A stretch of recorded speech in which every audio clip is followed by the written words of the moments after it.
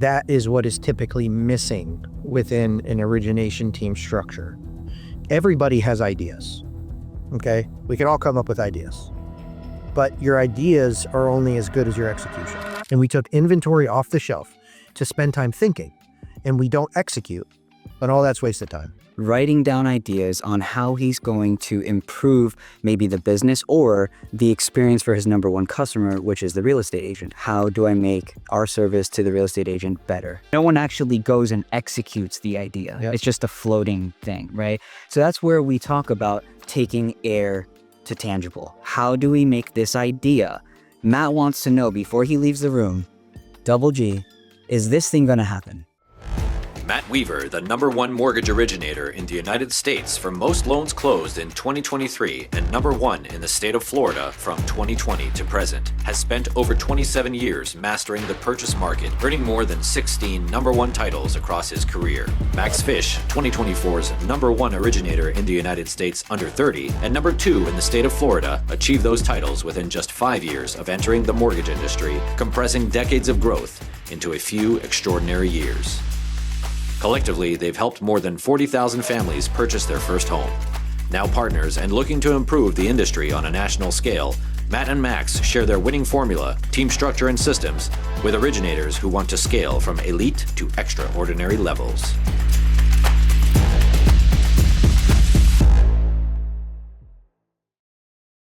So today here on the show, we have the man they call Gabriel Galinsky, aka Double G, not to be confused with GG. That's important. It's a clear distinction. It's Double G. Yeah. Okay. Thank you so much for being here. Thank you for having me. It's going to be a excellent show, jam-packed with value. I already know it, having you here. Okay. Normally, you're behind the camera. Yeah. Okay. So we're thankful that that you're in Matt's seat today. Yeah. Okay.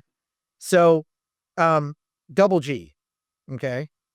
Tell us about yourself. Tell us about what you do within our team structure. And I know the list goes on, but let's consolidate to some of the highlights. Yeah, the easiest way, if you were to just say on a day-to-day basis, what do you do, is marketing, building systems, right? Making sure that everything is operating seamlessly, making sure that we're constantly growing, right? But when I think about if I could summarize what I do as a whole, okay, is I work so closely with you, of course, Max, okay, with Matt, and of course with Avi as well, right? And that's kind of that core team that we're sitting together as the stakeholders, always talking about what the future of this business is, how do we improve it, what's the next step? Yeah. And if I were to summarize what I do, okay, it's taking what it is that is yours or Matt's or Avi's vision, okay, a new idea, a new concept, what's the goal, what is paradise for us, okay, and I take that from air to tangible. And we've spoken about that before. I think it's been mentioned maybe on one of the episodes before, but we never really spoke about what does that actually mean. Yeah. Right. And so air to tangible is taking, again, that idea, right? We know that Matt, for example, is notorious, and he talks about it a lot, about his daily routine. And he wakes up very early in the morning, about 4:30 in the morning. Okay. And before he starts the Trust me, I know he calls me. I know. You told me. Not to cut you off, but I know better than anyone. He's up at 4:30. And so either before the call with you or right after, he spends about 30 to 40 minutes every day writing down ideas on how he's going to improve maybe the business or the experience for his #1 customer, which is the real estate agent. How do I make our service to the real estate agent better, right? And when those ideas come to play here in those meetings that we have, right? I mean, sometimes these are massive ideas. And it could be a brand new app we want to launch. It could be, right? And in the world of origination, especially for the typical originator, those ideas are never something that's being spoken about, right? They're focused on just the linear, what I'm doing every single day here, going through the origination cycle, right? And so when we're suddenly coming up with these ideas that are, way out there, super unorthodox, outside of the box, okay? The question is, where do you even start with that? I mean, right? And with any idea, I'd say really across almost any industry, right?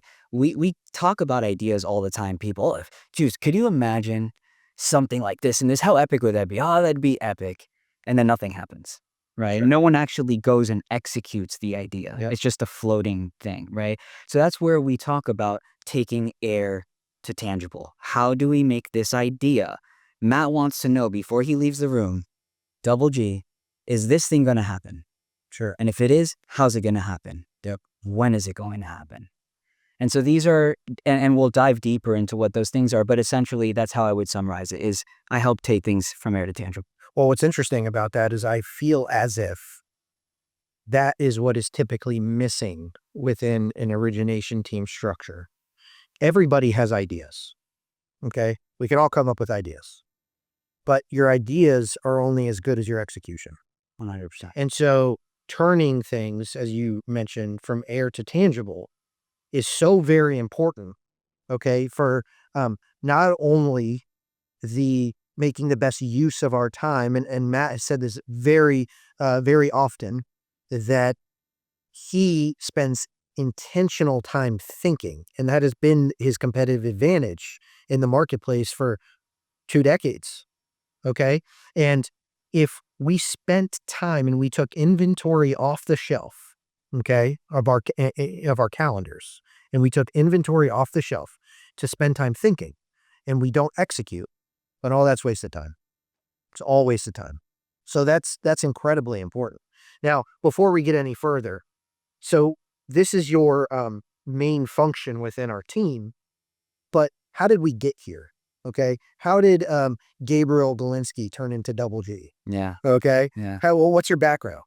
It's funny because the Double G part, and then I'll go into the background, Okay, was bestowed upon me, I guess you could say, within maybe a month of starting here. And that was about 4.5 years ago, okay, with the Matt Weaver team. there you go. And just shortly after, and into just coming in and just executing on things, and being able to show how fast we were moving in that execution.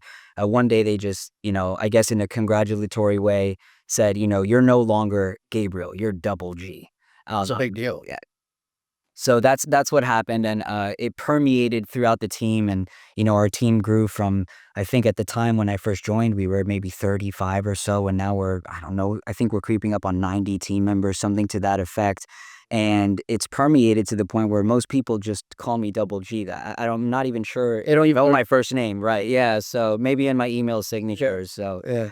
but background. So I came from, believe it or not, I know you know this, okay, is from the music and the entertainment industry, okay, from a certain marketing capacity, but also from a production capacity, Yeah. okay, and that started first with actually my own career, okay, as a songwriter, being a music producer, things of that nature, but it quickly permeated into being a video producer, okay, and I got into this world of media production as a whole, and then putting my marketing expertise into that as well.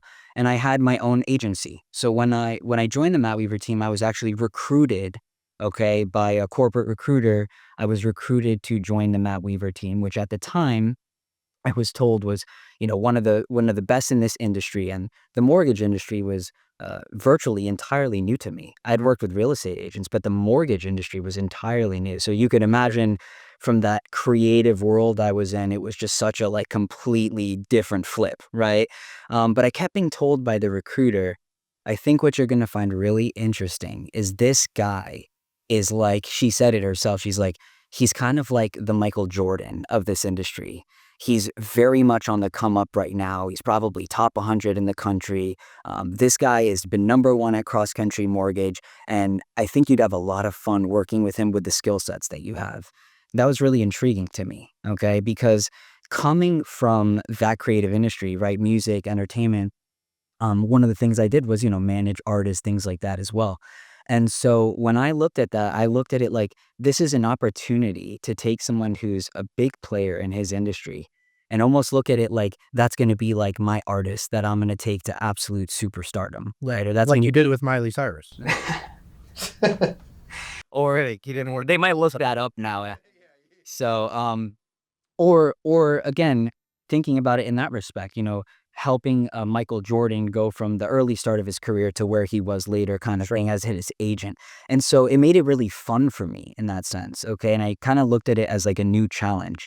And that's exactly what it's been, because again, this man is, and he's been an incredible mentor to me as well. But as you know, and you speak to him, like you said, every morning, okay, this guy is just never ending ideas all the time. Okay. He calls and he doesn't even say hello. Just straight to it. It ring. Hey, Matt, how you doing? So I was thinking, I'm like, hello, good morning. Yeah.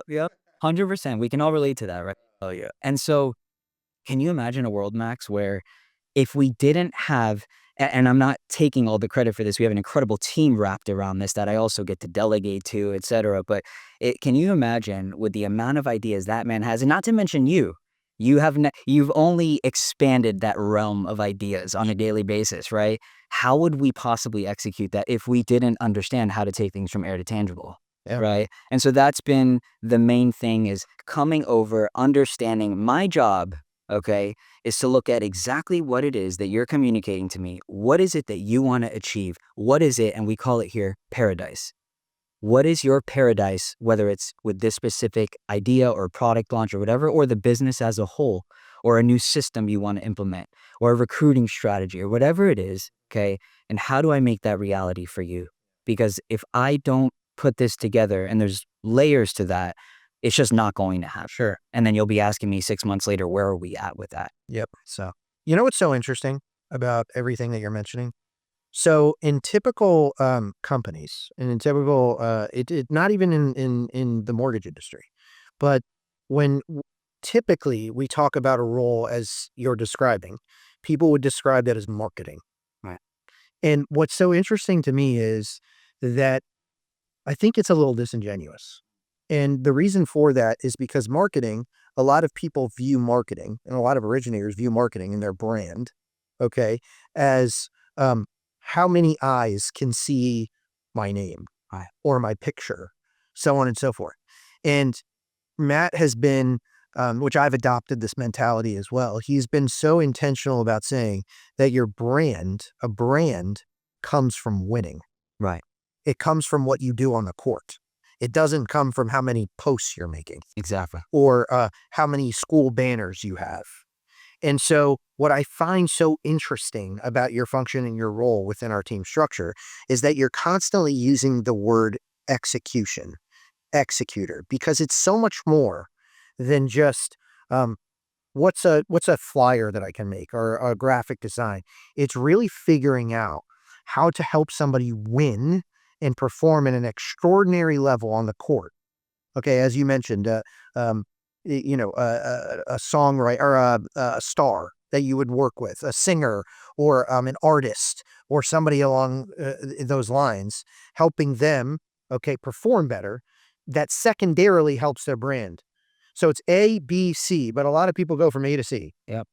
Okay, they leave out the execution part, which I just find so interesting about your mindset when it comes to that and comes to our team, because it's something that I noticed when I joined, which is it's less about, let me just put your face in front of as many people as possible, and more about how can I get behind you and help you win at an extraordinary level. Am I right? 100%. And I actually love that you bring up that part. The brand, right, means winning.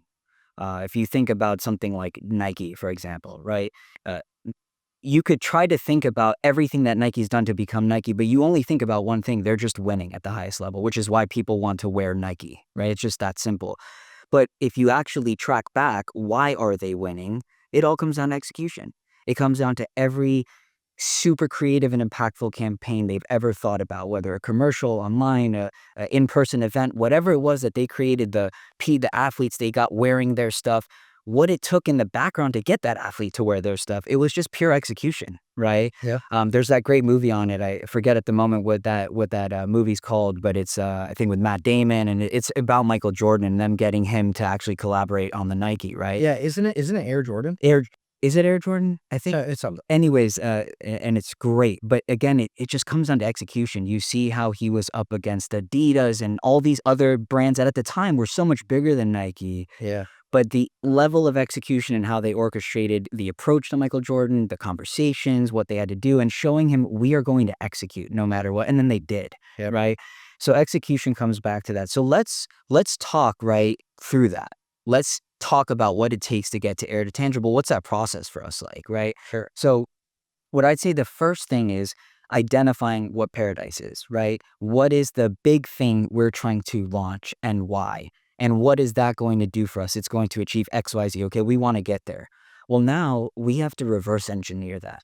So first of all, there's also a deadline factor. We want to think about what's the deadline we're setting for that, because we don't want to launch this in 4 years from now, right? We want to launch this at a certain period of time to achieve a certain thing at a certain period of time. To apply pressure.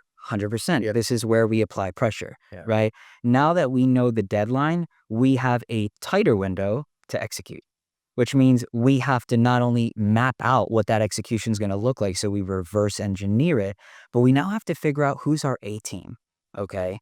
See, once we map all of that out, what are all the moving parts around what it takes to get to Paradise, okay?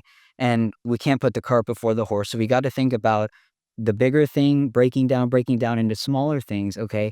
Well, who's going to be held accountable for each of those things? Who's going to be assigned this responsibility, knowing when we go to them, we can say, where are you at with that thing? Because that's a moving part. That's part of this engine. And we need all the parts to be progressing at the same time so we can assemble the engine, right?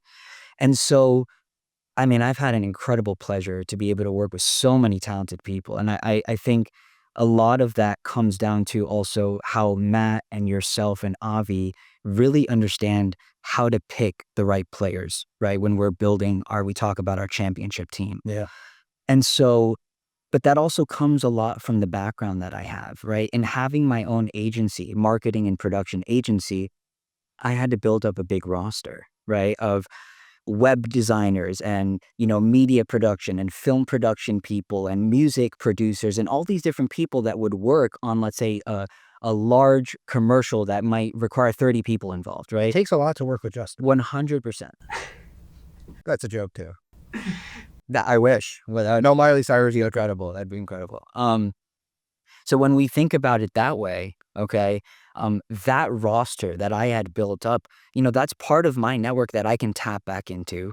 But then we also have the network we've built here. And so we have the ability, okay, to really take, I would virtually say, almost anything from air to tangible, which allows us to dream really big and think really big. And so I know that if I could say one of the biggest takeaways I've had from this team, okay, was understanding that in so many scenarios where I've watched all different kinds of scenarios, customers, clients, internally within corporate, whatever it is, okay, trying to achieve something, speaking to people, and where the majority of people, their answer when something got hard would just be like, we just can't get around it. Or it's just not possible. And it just stopped there for them. And something that we do differently here is we never accept that as an answer. We always say, right now, it seems like there's no way to do it, but there's always a way. We're going to find the way, and we always do find the way. Well, winning is the only option. Exactly. And so when you have that thought, right, winning is the only option, that discipline where there's no way you're not going to let it be achieved. And then you have the A team, and then you have Paradise painted, and you've mapped it out, and you've reverse engineered it, and you've put a deadline. And when you put all of those things together, there's really nothing that can stop you from building what you want to build. Absolutely. Absolutely. So my question for you, okay, would be what's a piece of advice that you would give to some originators out there that are building a team, that are, maybe they're a single originator, or maybe they have a big branch, or maybe they have a team structure as we have here. So what would be your biggest piece of advice for them, from your standpoint perspective? So I think a lot of this comes down to like the interviewing process, right? When you're looking for that person that's going to help you take things from air to tangible. Yeah. Okay. I think, right. I think there's two main factors I look for, even when I'm looking to hire someone new. Okay. And this would be my advice, is you want to find someone, okay, that doesn't just tell you what you want to hear, right, in the interview. You want to ask them some difficult questions, okay, almost like some problem-solving things, and ask them to give you some examples of how they would go about that right now in this interview. See if they can think on their feet, right? See how many questions they ask you to delve deeper into the problem, and understand if you can see that person knows how to dig figure out the points of leverage, okay? And then just off the top of their head, at least propose some tangible and plausible solutions to that. It doesn't have to be the perfect solution yet. You already know you got a critical thinker who's somewhat analytical, somewhat creative, okay? That's the kind of personality you want that's going to think on their feet, going to put in the work, and actually come out with some nice results for you, okay? The other thing is, like, from a personality perspective, like, is this person a disciplined person? Are they naturally motivated, okay? Are they an executor? And again, you can kind of poke around and figure that out by just asking certain questions. You might ask, what are certain things that you did in a previous line of work, okay? It doesn't have to be related to the mortgage industry, for example.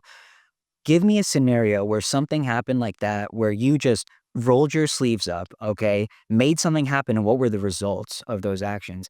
And when you can have a story, right, they're gonna get all kinds of answers, right? Yeah. But when you can have a story where you're like, dude, you said it before, like on the James episode, that made me want to run through a wall. Okay, you're just pumped up, like you're like, this person I know is going to come in here and execute for me. That's when you know you've found the right team member, at least in that type of position. Absolutely. Yeah. So all in all, let's make let me make a suggestion to originators listening. Okay. Let's shed the whole idea of marketing being a brand builder and look at it more as being an executor, okay, on ideas. Yes. And that, I think, will help propel teams, team structures all over the country to an extraordinary level. And we're already seeing that in F13. I know you've played a big role in helping these great originators all over the country build out their team by providing support and insight to how to execute on some of the ideas that they have, which will be the separator between them and their competition, is the fact that they're executing on their ideas with your help as a part of F13.